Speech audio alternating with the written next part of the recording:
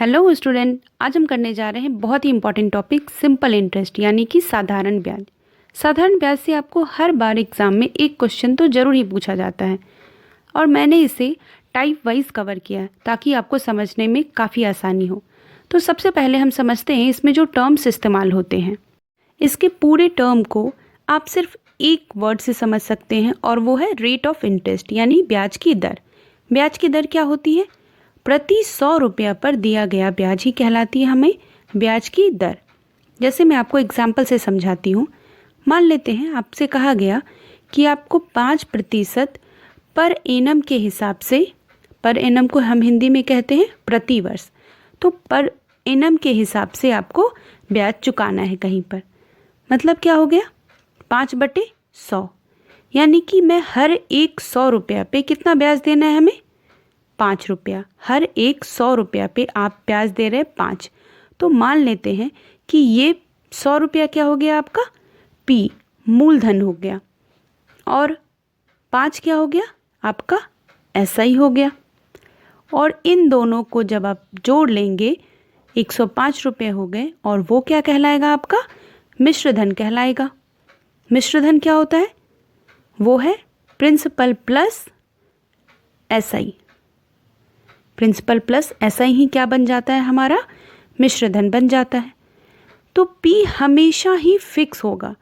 आप कभी भी जो भी राशि इन्वेस्ट कर रहे होंगे, उधार ले रहे होंगे, कर्ज ले रहे होंगे, वो हमेशा ही आपका फिक्स होगा। आप उतना ही करेंगे। चूँकि पी हमेशा ही फिक्स होता है, इसलिए जब हम क्वेश्चंस को सॉल्व करेंगे तो उस वक्त पी को हम क्या मानेंगे? 100 रुपीज़। ठीक है, पी को हम क्या मानकर चलेंगे?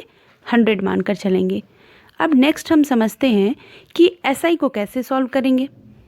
पी तो हमारा फिक्स हो गया। अब एसआई क्या है? जो कि हर बार हर वर्ष क्या होता है? समान होता है। मतलब ये जो एसआई है वो किस पर निर्भर कर रहा है? रेट पे। सीधा सीधा रेट पे कर रहा है, लेकिन जितने समय के लिए लग रहा है वो भी तय है। मान लीजिए आपको बोला गया कि 5% का रेट ऑफ इंटरेस्ट है और आपको चुकाना है कितने वर्ष में? 4 वर्ष में। तो आप 5 चौका 20%, 20% आप ब्याज देंगे। किस पे? 100 रुपया पे। आप 100 रुपया पे 20% ब्याज देंगे।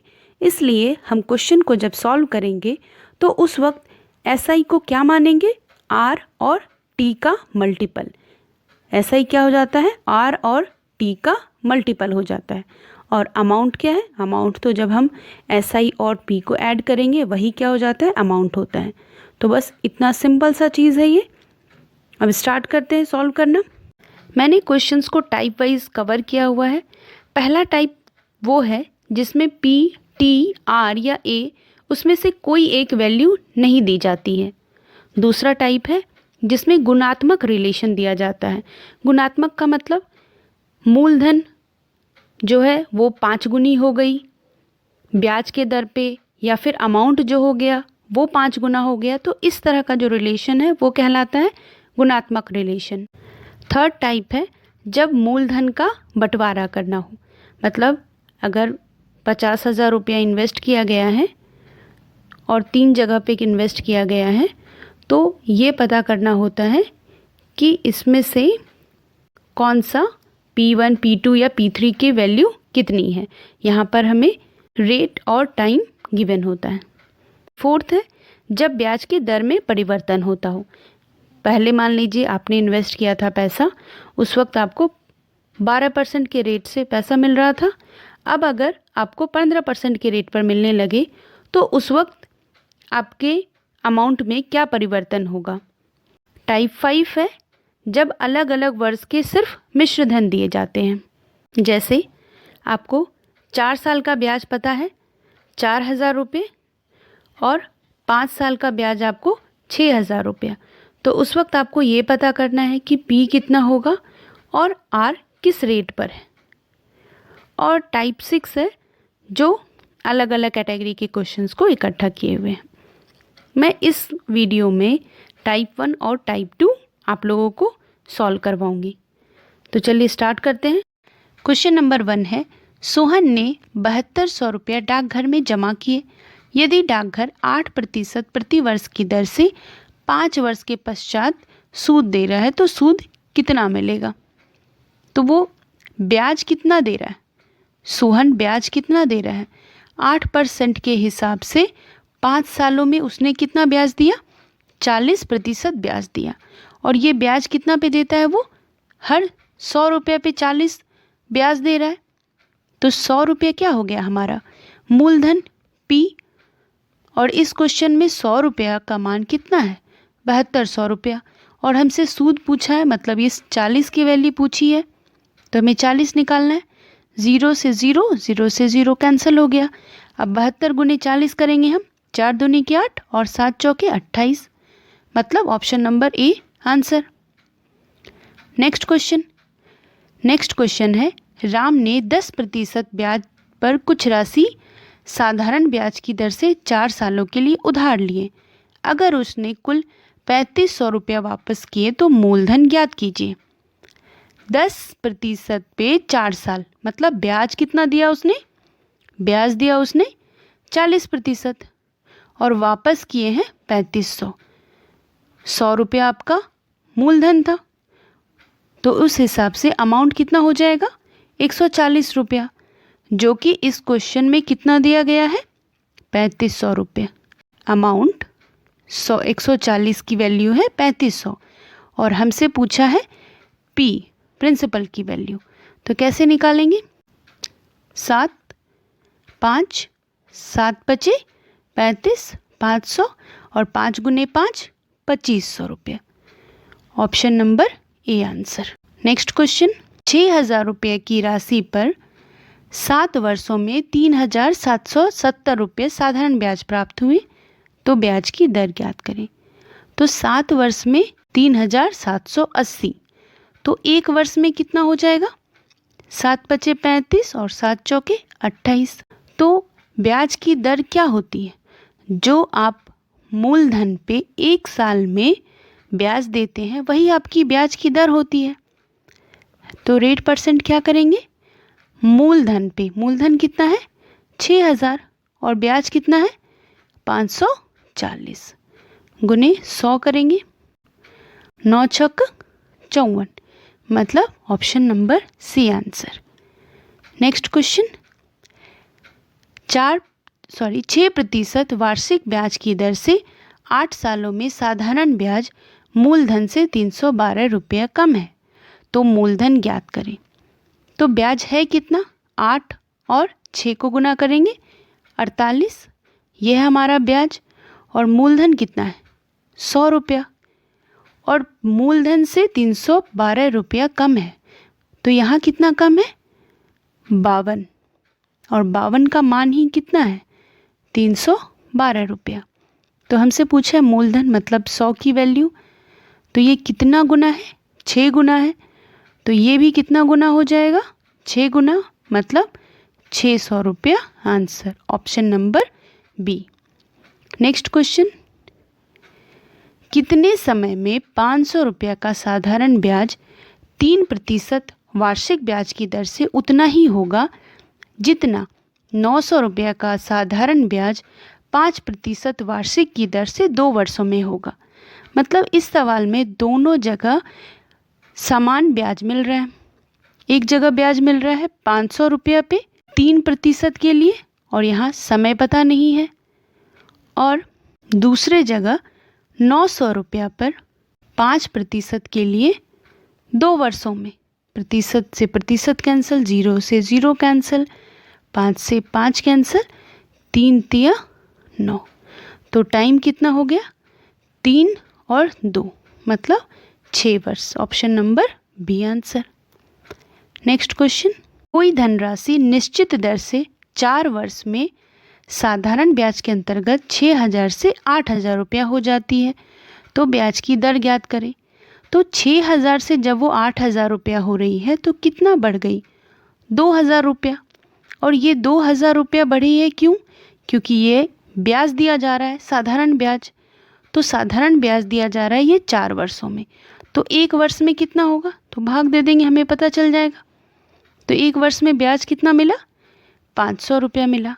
और हम जानते हैं कि रेट परसेंट क्या हो जाता है, मूलधन पे, जो कि यहाँ कितना है 6,000 रुपया मूलधन पे जो ब्याज दिया जाता है। और क्या करेंगे यहाँ इंटू 100, 0 0 0 0 0 0 कैंसिल, तो ये कितना आ जाएगा 8.33, option number D. Next question, किस वार्षिक ब्याज की दर से कोई मूलधन 4 वर्षों में अपना 1.25 गुना हो जा रहा है। मूलधन का 1.25 गुना होना क्या बताता है कि अगर मूलधन 1 रुपया थी तो वो बाद में कितना रुपया हो गई, 1.25 रुपया हो गई। ये है हमारा पैसा, ये है अमाउंट। क्योंकि जब मूलधन अपना 1.25 गुना हो जाएगी तो मतलब वो अमाउंट हो गया। तो अगर वो इतना बढ़ रही है तो बढ़ी क्यों, क्योंकि ब्याज हमें मिला कितना 0.25 ब्याज मिला। अब ये 0.25 ब्याज जो मिला वो 4 वर्षों में मिला, तो 1 वर्ष में कितना मिलेगा बटे 4। तो अगर हमें रेट ऑफ इंटरेस्ट पता करना है तो क्या करते हैं, मूलधन जो कि यहाँ पर कितना है 1 और ब्याज कितना है 0.25 बटे 4 गुने क्या हो जाएगा 100। तो यहाँ से आप पॉइंट हटाएंगे तो ये कितना आ जाएगा 100 आ जाएगा, ये और ये कैंसिल, और 25 बटे 4 क्या हो जाता है 6.25% आंसर। नेक्स्ट क्वेश्चन, कोई धन निश्चित दर से साधारण ब्याज के अंतर्गत 6 वर्ष में 2 गुना हो जाती है तो कितने वर्ष में 4 गुना होगी। तो आप इस तरफ लिख लीजिए 6 वर्ष, और यहाँ पर गुना हो जा रही है, कितना गुना 2 गुना हो रही है। तो आप यहाँ पर इस चीज़ को समझिए कि अगर कोई पैसा मेरा 1 रुपया था वो 2 गुना हो जाता है, तो 2 गुना जब वो हो रहा है, क्यों हो रहा है, क्योंकि ब्याज लग रहा है ना 1 रुपया हम ब्याज दे रहे हैं। और हमसे सवाल में पूछा है 4 गुना, मतलब 1 रुपया जो है वो 4 गुना कब होगी, जब हम 3 रुपया ब्याज देंगे।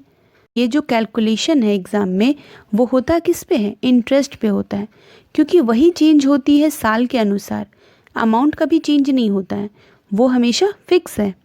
तो आप कैलकुलेशन इंटरेस्ट पे करेंगे। 6 वर्ष के लिए आपका यहाँ पर जितना भी गुना लिखा रहेगा आप उससे 1 कम यहाँ लिख लीजिएगा। फिर आपसे पूछा है 4 गुना, तो आप 4 गुना लिखेंगे तो उससे 1 कम की वैल्यू इस तरफ लिख लीजिएगा इंटरेस्ट पे, और 1 गुने 3 गुना हो गए, तो 6 गुने 3 18 वर्ष आंसर हो गया।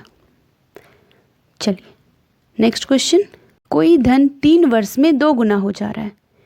3 वर्ष में 2 गुना, तो मैंने क्या बताया कि कोई राशि अगर 2 गुना हो रही है तो इंटरेस्ट कितना है 1 रुपया।